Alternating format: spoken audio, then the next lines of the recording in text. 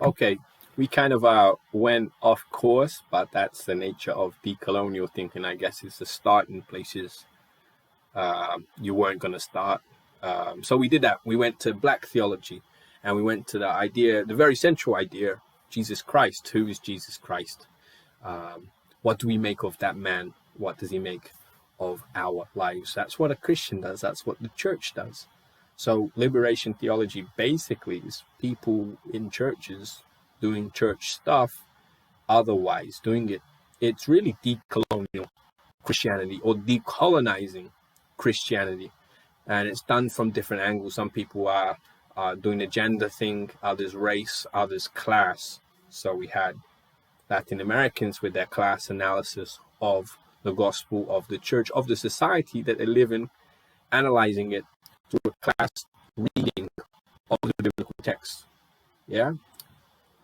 Black North Americans doing that with a racial reading of the biblical text. Feminists doing it with a gendered reading of the biblical texts.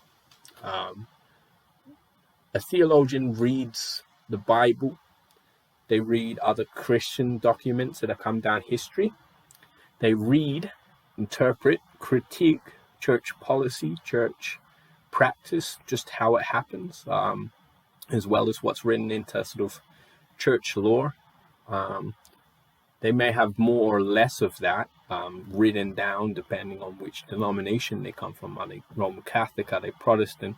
You know, many are part of churches which don't have, you know, thousands of years of constitutions written, but they have practice, the daily exclusions, the daily apartheids, the daily injustices that happen in the society and unfortunately in the church too. The theologians of liberation are there to critique these things. They see themselves doing the prophetic task, doing the task that Jesus set us for us, and calling the church back into its true mission, which is the mission of Jesus, you know, interpreted as a liberating mission for the freedom of the people against oppressive structures. So the first generation of Latin American liberation theologians from Latin America, you have a bit in those readings about what it was looking from the African American side, and we'll talk more about that because some of that's really fascinating. But what would be like the typical profile of a Latin American liberation theologian? What are they attempting to do? What are some of the ways that they read Jesus, read the Bible? Some of their categories. The African Americans had the Black Christ, and you saw in that reading I gave you from Dwight Hopkins, there's debates about what does that really mean? What's the relevant significance of that? Latin Americans had their own thing. So most of them are born in like the 20s, 30s. They're young men, because they're mostly men, who have trained to become clergy. And then as clergy being sent from sort of seminaries, they're being sent off. There's programs at the time sending, you know, talented young clergy and academics off to Europe to be trained. So they wind up in universities in places like Lyon, the Louvain, some of the big French, Belgian, German institutions, and they're there studying all the kinds of things that you'd study in those days at any good university in a humanities degree. They're all very multidisciplinary at that stage, like that compared to what we're like in seminary education now, like the kind that I went to. These guys are like classically trained. They're real polymaths almost, you know. Even in Latin America, as kids going through as like youth who've decided upon the clergy route, they're learning, you know, Greek, Latin, German, French. They of course speak Spanish. Some are learning English. They learn the whole traditions that you'd expect in traditional education, like Thomas Aquinas, Saint Augustine, the big classics of the sort of Western male canon, albeit that, people like Augustine, we call him Western, he's also African. But they know all of the classics, but then they're in Europe, they're learning Freud, they're learning Marx, they're learning Feuerbach, Schopenhauer, they're learning, I'm not sure at that stage if it's, Frankfurt School kind of stuff, but, they're learning critical theory in the European models. They're taking classes in psychology, in sociology, in history, in economics. Some of them, those thinkers, are trained in very different areas. So like Gustavo Gutierrez, his thesis was on Freud. He wanted to be a psychologist. Others trained in different subfields of different disciplines, but they're learning for them, really interesting stuff that they weren't learning back in Latin America. The stuff that excites young seminarians, the stuff where you're like, oh my God, I just read Freud, I just read Marx, and now the whole world makes sense differently. I mean, these are young men, so they're like young men who get good ideas, they get excited about it.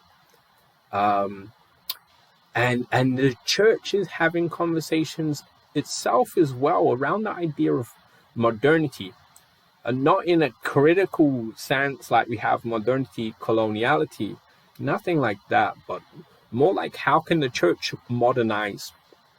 What does the church have to say to the society? There's all sorts of names that the Latin Americans, when they're young, they find very exciting. I find them incredibly boring, or they just don't make sense to me, because I'm very practical. Theology is for me, it's like, this is me personally, I'm not trying to deride it, but for me, so much of theology is like doing fan fiction about very, very strange, ephemeral kind of questions on a whole different plane. But yeah, there's all sorts of names, Teilhard, Chardin, Karl Rahner, and there's big popular theologians at the time. They're almost like celebrities within the church. I mean, yeah, as young people within the church, again, I'm speaking to you as if maybe some of you are not within ecclesial institutions of any kind, but we have celebrities. We have people that we really admire, and they're like, like gods to us. These are the people, the cutting edge. Sometimes they're really not that cutting edge. But yeah, the Latin Americans had all of their heroes. They come back to Latin America and they take up jobs as pastoral workers, as pastors, as priests. Many of them end up in the universities because these are trained academics by this stage. They've been sent off on scholarship because of their brilliance. They're young and they got potential. They're brought back and it's put upon them to say something, and they're the new intellectual generation going to take it forward. But they've learned things that maybe their first parochial teachers had not learned. They come back into a society which is modernizing. It's changing is what that means, basically. Big industries are emerging, massive urbanization. People are leaving the countrysides and places where they did live, where there were sort of more local economies, into the burgeoning, growing, swelling, sweating slums that are developing around the big cities. Sort of slums that gather around factories, because people going into in the industries that are being established in these countries as third world countries. So very industries, very exploitative, making finished products for export to the first world markets, making and when the people are working on the estates and on the farms, it's poor people working on the farms of rich people or of corporations, who are growing cash crops and other such things for export to the first world markets. So the economy is developing. It's developing in ways where the GDP of these countries is growing. So the economists within the first world and the sold out economists of the third world are saying, look, this is wonderful, we're modernizing. But the other increase that you see is the increase, just crazy increase of inequality. So that Latin America and many normal Latin American people who would have expected by now to be sort of going into the, more middle class, perhaps, the rest of the world, at least the first world seems to be, right? There's a new middle class just about everywhere, but Latin America is getting steadily poorer. Normal people getting steadily poorer, and the same colonial system of having 5, 10, 30, or maybe just 5 major families who run or control or literally own like 20% to 50% of the country. That still continues. So the theologians are starting to say this is a problem for God. This is a problem for the God. Because we care for the people, we work with the people are suffering. Now, what does our theology have to say to it?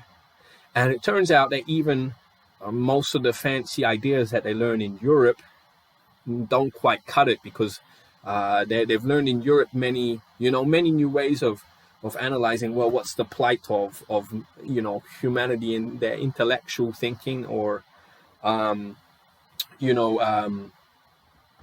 to make sense of a new world that we're living in. But most of those philosophies don't have a whole lot to say to their situation. So they're pressed to try and do as much as they can with what they know, and they do that. They didn't start as liberation theologians. They started as people who had the tools that they had. So they're coming up with a kind of reformist thinking, different ways that we can, more thinking of, well, we need to find a good way to modernize. We have to find a good way to develop. Later, they will end up being big critics of a thing that they're called developmentalism, which is more modernity, more of the same, more of this, the idea that if we do just better or more productive capitalism and factories and export commodities and this, if we just do it better, then the third world will move towards a first world position. So they'd end up becoming big critics of that very idea. In fact, the criticism of that dependency theory that come into vogue in the time is really one of the key roots of liberation theology's thinking, through especially people like Enrique Dussel.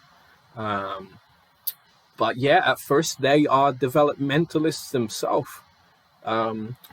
In fact, some of them are, start as early fascists. There's a guy, Helder Camara, who was end up becoming an archbishop of Recife and Olinda in the northeast of Brazil. And he's a generation before. He's an older one. He's almost like a mentor figure to these younger, generation of liberation theologians. But he's wonderful to read. If you can get your hand on it, there's a book by a Belgian priest called whose name Jose de Bruca, interviewing Helder Camara about his life as a young kid who grows up in Brazil, trains for the ministry, is trained in all the classics, all the things I've told you, becomes a young priest, and young priests are the intellectual class of these societies. So again, when we think of priests often coming from other countries, or from other eras as well in those countries, sometimes we think of priests and we don't think of radical intellectuals, the people who were leading social movements. But at the time, priests were very important. Priests are a very important figure within the society, within every neighborhood. What they say has a incredible weight to it. The priest speaks the word of God. So when you had priests who joined one cause or another cause, they bring a lot of weight to that. But a person like Elder Kamara, like many others, his early career becomes an integralist, fighting for sort of family, country, and order, or something like this, like an Opus Dei kind of very staunch conservatism, which is reactionary, because it's saying, the society is modernizing and secularizing, and there's all these new social forces, and the people, everyone's, there's new social realities. The church needs to do more of the same, and we need to get back to what we were always doing, and then things will be all good.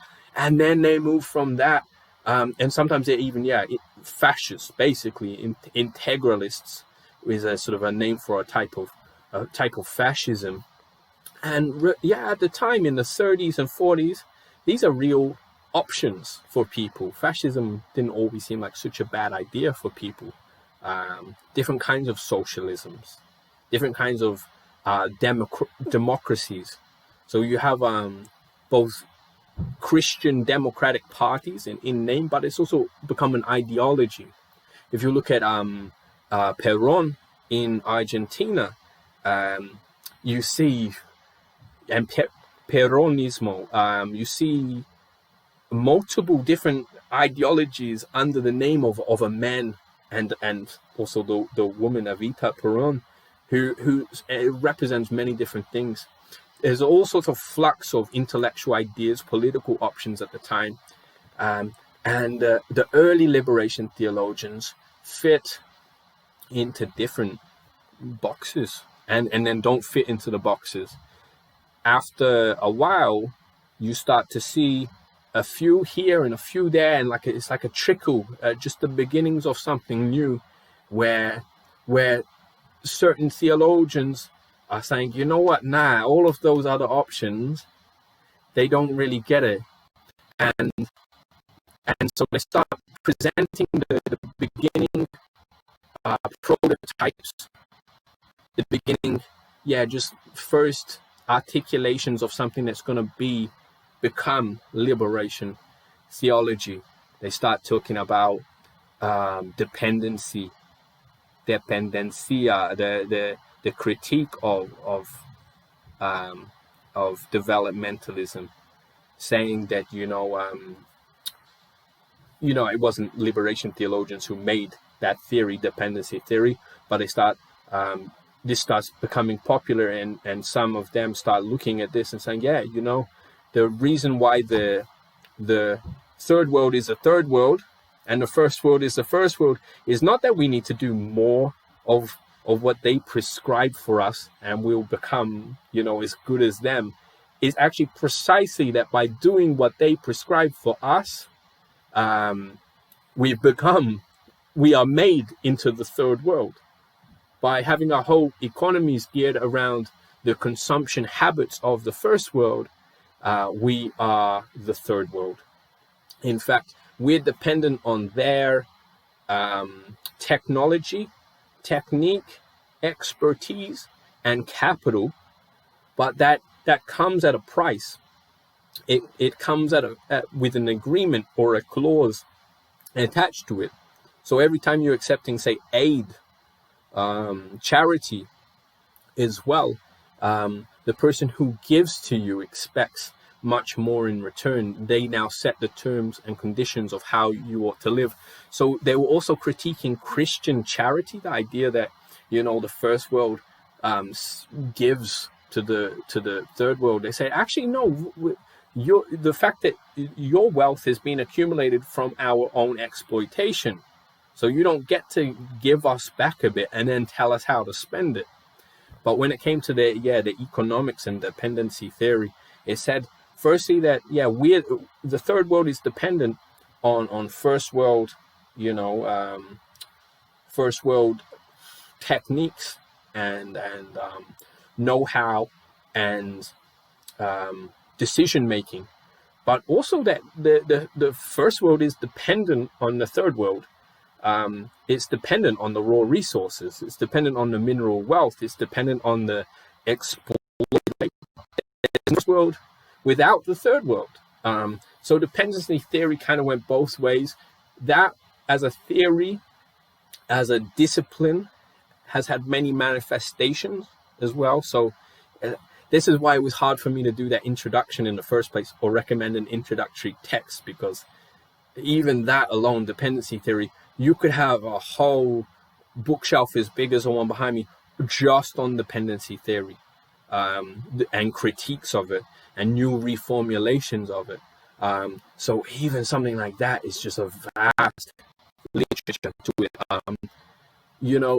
but partly the importance of that theory when it came out through certain economists, the names Raul Prebisch, Celso Furtado, other names like this, that had an importance for the young clergy who were reading it, saying, wow, that makes sense. And it kind of, sparked their imagination in other ways. They started doing a theology where they also said, they also start thinking, we've been importing the theological technique. We've been importing the decision making about what theology is from the first world. What would it look like to do our economies, to do our life, to do Latin America for and by Latin Americans? What would it be like to be us, our own people, also in the theological world, also in our words about God? Maybe we need to sever some of those ties with Europe and with North America and with their ideas, which seem to just keep us down, no matter how cutting edge, no matter how modern, no matter how developed they say their theologies or their economies or their sciences are. All of it keeps us down. So we got to start things on our own terms. I'm going to finish that little video there because that said enough. And then I'm going to get straight into some more bits after reviewing what this has said, and I'll type a little bit, maybe add a reading. Okay. So yeah,